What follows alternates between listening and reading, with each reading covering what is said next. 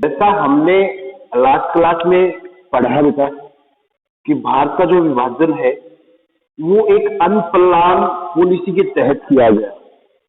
ठीक है, किसी के पास कोई तरीका, कोई सुनियोजित विधि थी ही नहीं जिससे देश को वो जो सांप्रदायिक हिंसा हुई उसे बचाया जा सके।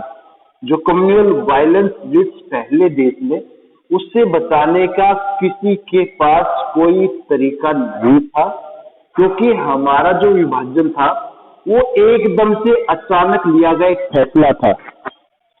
जैसा लास्ट क्लास में हमने पढ़ा कि भाई जिस दिन विभाजन हुआ 14-15 अगस्त को, उस दिन भी लोगों को यही नहीं पता था कि भाई अब उन्हें कौन से देश में जाना है।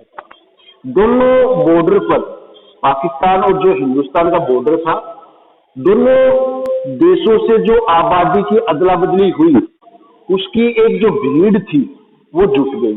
ठीक है, जनता में एक जो हाहाकार था, बेचैनी थी, वो देखी गई स्पष्ट रूप से। तो इसमें तो पहला हम कॉन्सिक्वेंस लेते हैं, वो क्या लेते हैं? Tragic transfer of population. ठीक है, transfer of population and killing of people. Almost 5 to 10 lakh people were killed during the partition period।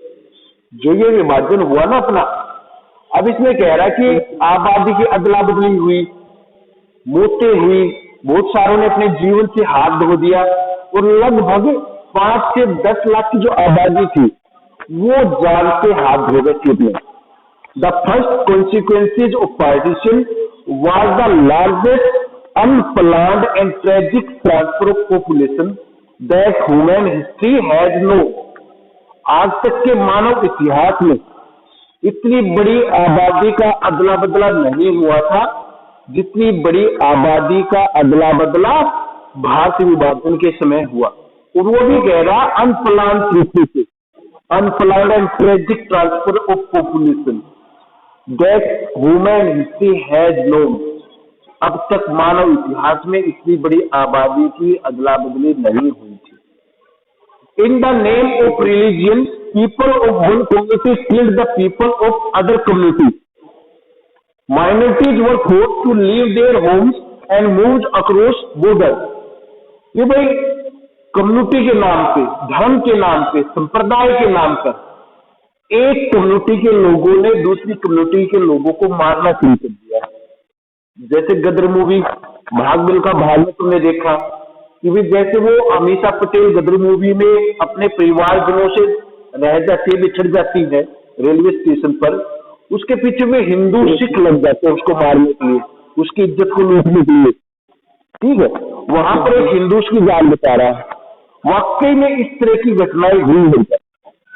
जैसा ये ऊपर वाली पिक्चर में तुम्हारे को दिखाई दे रहा स्लाइड में, ट्रेन की जो बोगियां है, कंपार्टमेंट्स है, वो पूरे भर चुके हैं। छतों पे, इसकी खिड़कियों पे चारों तरफ लोग चुके रहते हैं। ये क्या दिखा रहा है? ये वो ट्रैजिक जो ट्रांसफर पॉपुलेशन हुई वो सीन में दिखा रहा है इसमें कि भाई इतनी बड़ी आबादी जो हिंदुस्तान का क्षेत्र था, जहां पर जो मुस्लिम कम्युनिटीज के लोग थे उन्होंने माइग्रेट करना शुरू कर दिया पाकिस्तान की तरफ। उधर से पाकिस्तान में जो नॉन मोहम्मदन थे, सिख है, ब्राह्मण है, राजपूत है, हिंदू है, उन्होंने पलायन करना शुरू कर दिया, माइग्रेट करना शुरू कर दिया। और ये जो माइग्रेट था जब हो रहा था तब कह रहा कि the peoples of one community killed the people of other communities on the name of religion or communities। क्योंकि जब ये आबादी की अदला बदली इस तरह चल रही थी तब कह रहा है कि एक कम्युनिटी के लोगों ने दूसरी कम्युनिटी के लोगों को मारना शुरू कर दिया, धर्म के नाम पे, संप्रदाय के नाम पर। ठीक है, दूसरी चीज कहता है minorities were forced to leave their homes and move across border. Even during their journey, they were often attacked, killed and looted। कि भाई जो माइनॉरिटीज कम्युनिटीज थी उनको सबसे ज्यादा जो एक बुरा अनुभव था, कड़वा अनुभव था, वो फील करना पड़ा। Because minorities communities were forced to leave their homes and to move across border. वे ही मजबूर हुए थे कि भाई जो पाकिस्तान में माइनॉरिटीज कम्युनिटीज रहेगी, नॉन होमडन रहेगी, अब वो मजबूर हो गए कि भाई अब वो पाकिस्तान में नहीं रह सकते, उन्हें हिंदुस्तान जाना पड़ेगा। इसी तरह अपने इंडिया में जो मुस्लिम थे वो माइनॉरिटीज में आ गए, उनको मजबूरी, उनको जबरदस्ती करके भारत से निकाला जा रहा था। ठीक है, वो पलायन कर रहे थे। अब कह रहा है कि ये जो जर्नी थी, even during their journey they were open attack killed and looted. ये जो जर्नी थी ना माइग्रेशन की, अब इस जर्नी में भी ये नहीं था कि भाई चलो आबादी की अदली बदली शांतिपूर्वक हो जाए, वो भी शांतिपूर्वक काम नहीं हो पाया। वो कैसे हुआ? हिंसा के बीच में उन पर हमले किए गए, उन्हें मारा गया, बीच रास्ते में लूटा गया। On both side thousand of women were raped and killed. The partition forced about 80 lakh people to migrate across the new border. More than 5 lakh to 10 lakh people were killed due to the partition. अब जो मैं बात कह रहा हूं बार बार कि भाई सबसे ज्यादा जो कड़वा अनुभव था, जो बैड फीलिंग्स थी, बैड एक्सपीरियंस थे, वो किसके रहे? महिलाओं के। बैड जो एक्सपीरियंस थे किसने फील किए? महिलाओं ने। Because they were killed and raped, उनके बलात्कार किए गए, उनसे जबरदस्ती विवाह संबंध स्थापित किए गए, उन्हें लूटा गया, मारा गया। तो सबसे कड़वे जो अनुभव थे वो महिलाओं को झेलने पड़े इस विभाजन की प्रक्रिया में। दूसरी चीज कि भाई जो लगभग जो आबादी की हम कहते हैं कि about 80 lakh people to migrate across the new border, कि लगभग 80 लाख की जो आबादी थी ना दोनों तरफ से, उसका माइग्रेशन हुआ है। और 80 लाख की आबादी कई यूरोपियन कंट्रीज में टोटल पॉपुलेशन होती है। जैसे लास्ट ईयर अगर तुमने लास्ट ईयर बेल्जियम का पढ़ा हो, श्रीलंका का हमने एशिया कंट्रीज में पढ़ा, तो हमने देखा कि बेल्जियम की तो आबादी 2 करोड़ के आसपास टोटल थी, और यहाँ पे तो 80 लाख माइग्रेंट हो गए। ठीक है। दूसरी चीज कह रहा कि लगभग 5 से 10 लाख लोगों को जान से हाथ भी धोना पड़ गया। तो ये क्या था? ये फर्स्ट कॉन्सिक्वेंस था। This was the first consequence of partition and that was transfer of population and killing of people. ये था पहला वो परिणाम जो हमें झेलना पड़ा, भुगतना पड़ा भारत विभाजन के समय, भारत विभाजन के बाद। क्लियर बताइए। दूसरी चीज है रिफ्यूजीज प्रॉब्लम। ठीक है, रिफ्यूजीज प्रॉब्लम्स में हम क्या कहेंगे? मिजरीज इन रिफ्यूजीज कैंप्स।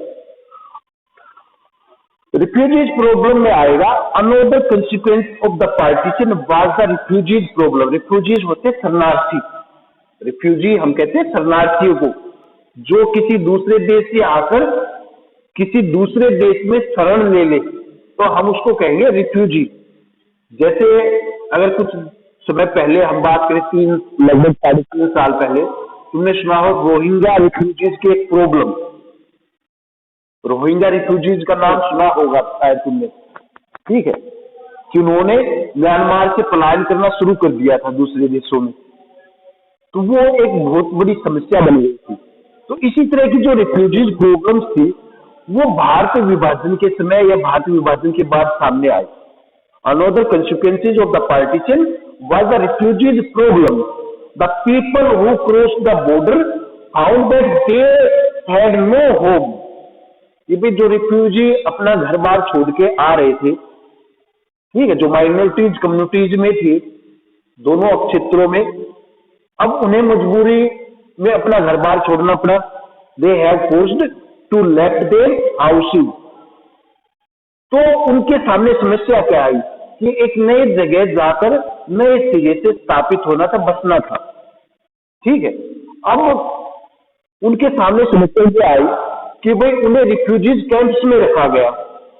जो बॉर्डर पर थे हमारे रिफ्यूजीज कैंप बना दिए हमने कि भाई उधर से जो मुसलमान और इधर से जो इधर से जो हिंदू, इधर से जो मुसलमान और उधर से जो हिंदू या दूसरी कम्युनिटीज के लोग आ रहे हैं, तो उन्हें कहां पर डाटा गया, बॉर्डर पर रिफ्यूजी कैंप बना दिया। जैसे अगर तुम्हारे को ध्यान हो, भाग मिल्खा भाग में, वो तो मिल्खा सिंह जाता है तो उसकी जो बहन है, उसके जो जीजाजी है, वो उसको रिफ्यूजी कैंप में मिलते हैं ना, कि वहां पर टेंट डाल दिए गए, कैंप बना दिए गए, उस कैंपों में बहुत सारे लोगों को बिना सुविधा के भर दिया गया। तो उस तरह के हालात अब इन लोगों के सामने थे। They force to live in refugee camp, the Indian government had to face this unexpected problem.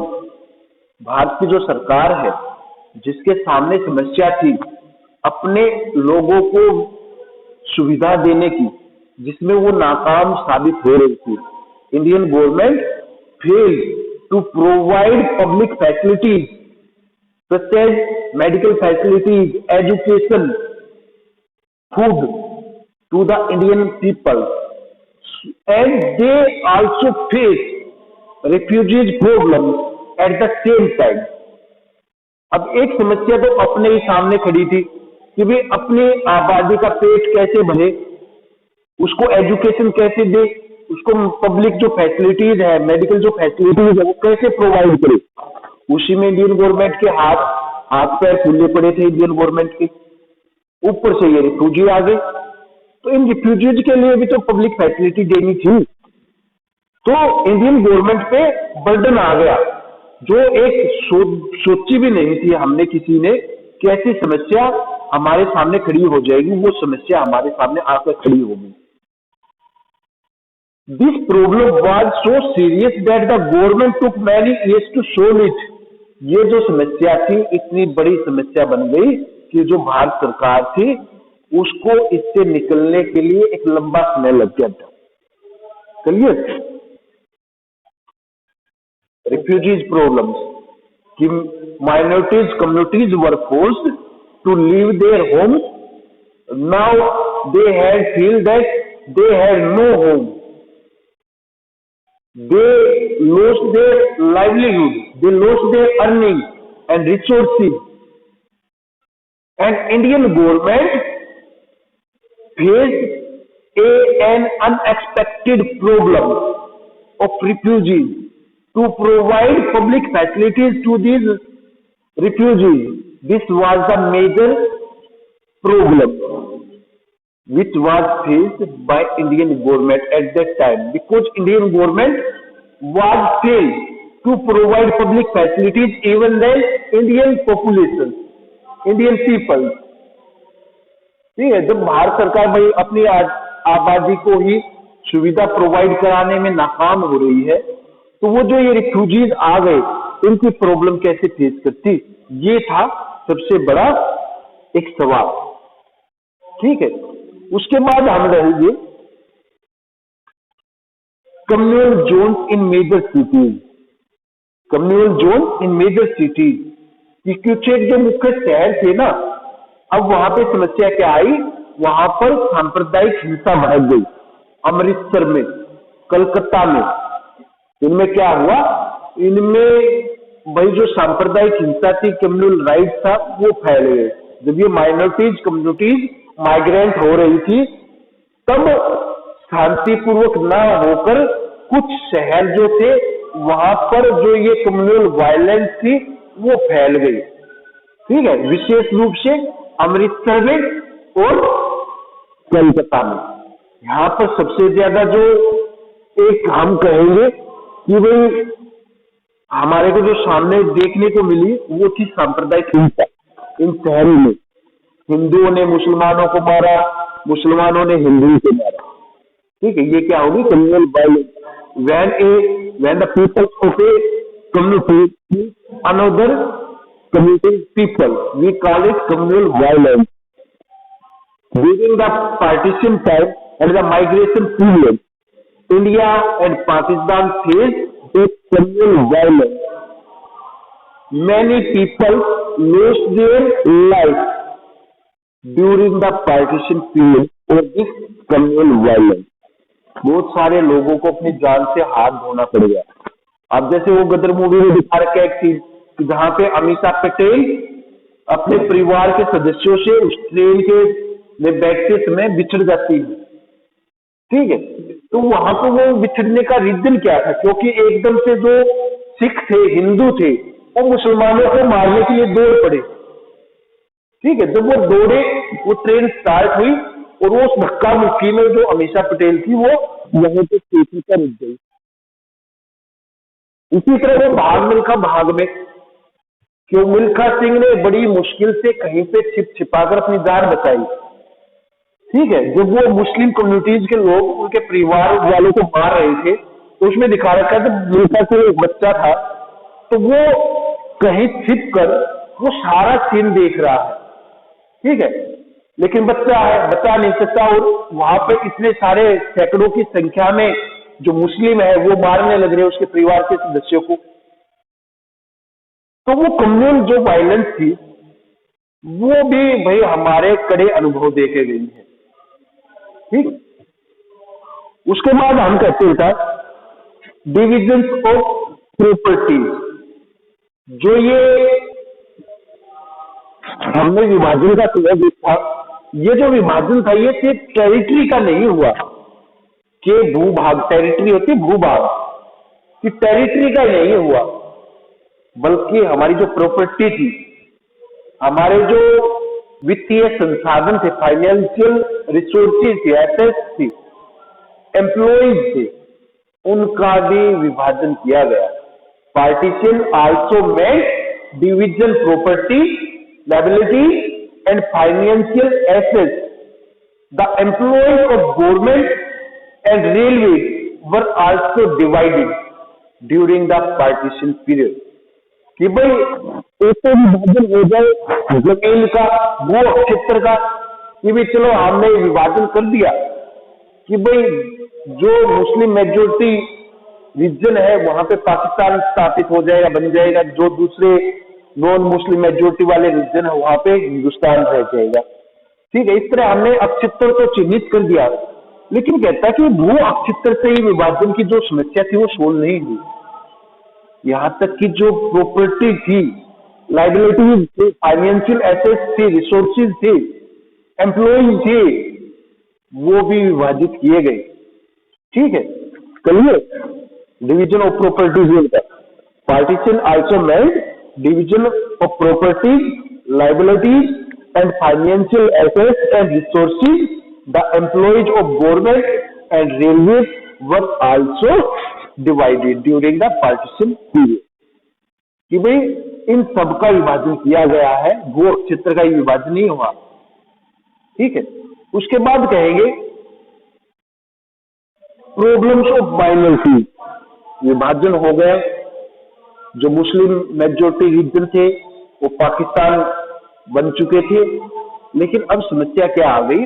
जैसे तुमने देखा कि जो वो अमीषा पटेल को गदर मूवी में सिख हिंदू मारने के लिए दौड़ते हैं, तो वो जो एक हिंदू है, सिख है, जट है, सनी देओल, उसमें वो अमीषा पटेल के जीवन को बचाता है। ठीक है, तो इसी तरह अगर तुमने सुना हो अपने ग्रैंड फादर, ग्रैंड मदर से कि भाई हमने कुछ मुस्लिम परिवारों को बचाया था इसी तरीके से कि भाई जहां पे हमारे क्लोज रिलेशंस थे कि भाई इतने समय से हम एक साथ रहते आए थे, तो भाई जायज सी चीज है कि हमारे अच्छे संबंध रहे होंगे कुछ एक मुसलमानों के साथ। तो इस तरह की जो मुस्लिम फैमिली थी उनको हमने, हिंदुओं ने, सिखों ने अपने घरों में छुपाकर उनकी जान बचाई। ठीक है, एक तो अब समस्या उनकी थी, दूसरी थी कि भाई जो अब भारत के बीच बीच में मुस्लिम रह रहे हैं वो क्या अपने आप को सिक्योर फील करे या पाकिस्तान चले जाए भारत छोड़कर। यानी कि even after a large scale of migration of Muslims to Pakistan, about 12% of the total population of India were Muslim। कि भी इतनी संख्या में पाकिस्तान भी चले गए मुसलमान, लेकिन उसके बावजूद भी जो भारतीय आबादी का, जो कुल भारतीय आबादी थी, उसका जो 12% था वो अब भी मुस्लिम थी। यानी कि 12% मुसलमान भारतीय टोटल पॉपुलेशन में अब भी भाग में थे 1947 के इसमें। The biggest problem before the Indian government was how to deal with Muslim minorities and other religious minorities। अब समस्या आई थी भारत सरकार के सामने कि भाई जो ये माइनॉरिटीज कम्युनिटीज वाले अपने आप को एक अनसिक्योर फील कर रहे हैं, because minorities communities feel that they were unsecure in India, and this was the biggest problem before the Indian government, that how to deal with Muslim minorities. भाई अब सबसे बड़ी समस्या ये आई कि जो भारत में रह गए ना मुस्लिम, अब वो जब अपने आप को अनसिक्योर फील कर रहे थे कि भाई उनकी सोच क्या थी कि भाई भारत तो हिंदुओं का रह गया, सिखों का रह गया, हम क्या करेंगे इस देश में, हमारे साथ शोषण होगा, हमारे साथ भेदभाव किया जाएगा इस देश में। तो अब समस्या ये थी कि भाई भारत सरकार उनको विश्वास कैसे दिलाए कि वे सिक्योर है इस देश में, उनके साथ कोई भेदभाव नहीं किया जाएगा।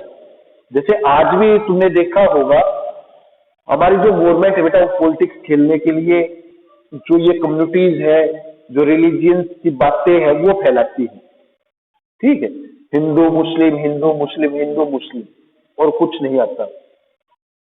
पीछे जैसे हमारी गवर्नमेंट ने एक बिल पास किया, CAA सिटीजनशिप अमेंडमेंट एक्ट या NRC, वो जो बिल पास किया तुमने देखा, मुस्लिम जो माइनॉरिटीज कम्युनिटीज थी ना, जो मुस्लिम पीपल थे, उन्होंने प्रदर्शन करने शुरू कर दिए, उन्होंने धरने देने शुरू कर दिए शाहीन बाग में। कोरोना से पहले की बात है, शाहीन बाग में कितनी सारी मुस्लिम महिलाएं बच्चे थी धरने पे, दिल्ली में धरने प्रदर्शन, वो हिंसा, वो भाई एक बिल के कारण। अब सरकार उन लोगों में आज तक वो विश्वास नहीं पैदा कर पाई कि भाई वो सिक्योर है, इस तरह के बिल बेशक पास होते रहे लेकिन वो सिक्योर है, वो भारतीय नागरिक है, ना कि वो हिंदू मुस्लिम सिख ईसाई। ठीक है ना, कि वो भारतीय सरकार आज भी फेल हो रही है कि उसे चाहिए क्या कि वो लोगों को ये विश्वास दिलाए कि वे भारतीय है, वे हिंदू मुस्लिम बाद में है, पहले भारतीय है। तो वो आज भी सिक्योर नहीं है। क्लियर, ये women where abducted and raped का मैंने बता ही दिया। ऑनर किलिंग पहले आ ही गया, children were separated from parents, ये मैंने बता ही दिया अमीषा पटेल वाले केस में कि many children were separated from their parents during the partition period when they migrate from one place to the another place, they were separated from their parents। ये भी बहुत सारे बच्चे अपने माँ बाप से बिछड़ गए और धक्का मुक्की थी, सबको अपने जीवन की रक्षा करनी थी, कोई इधर भाग रहा था कोई इधर भाग रहा था। तो वो जो बच्चे थे, ठीक है, वो बेचारे बहुत सारे या तो उस भगदड़ में मारे गए या अपने माँ बाप से बिछड़ गए, ठीक है, उन्होंने अपने माँ बाप को खो दिया। क्लियर बेटा ये क्वेश्चन?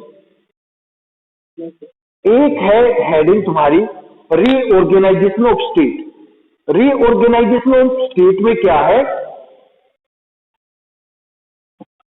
कि हमने अपनी जो आबादी थी या हमने एक आनंद फानन में जो प्रिंसली स्टेट थी उनको तो भारतीय क्षेत्र में शामिल कर दिया, ठीक है, हमने उन माइनॉरिटीज कम्युनिटीज को या प्रिंसली स्टेट्स को भारत में जहां पर हमें लगा वहां पर हमने उनको मर्ज कर दिया।